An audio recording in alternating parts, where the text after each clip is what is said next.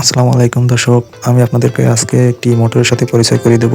এই মোটরটি হচ্ছে আমাদের দেশে যে ইজি বাইকগুলো চলে, 5 ব্যাটারির অটো গাড়ি যাকে বলে, সেই অটো বাইকের মোটর।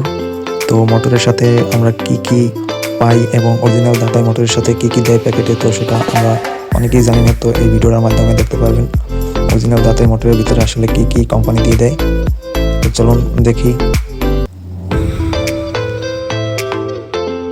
এই যে আমাদের মোটরের প্যাকেটটি খোলা হয়ে গেছে। তো দেখতে পাচ্ছেন আমাদের মোটরের ভিতরে আগে উঠেছে একটি পিক আপ এবং ব্যাক সুইচ, তারপরে আছে একটি কন্ট্রোল বক্স, 1000 ওয়াটের মোটরের একটি কন্ট্রোল বক্স একদম ইনটেক।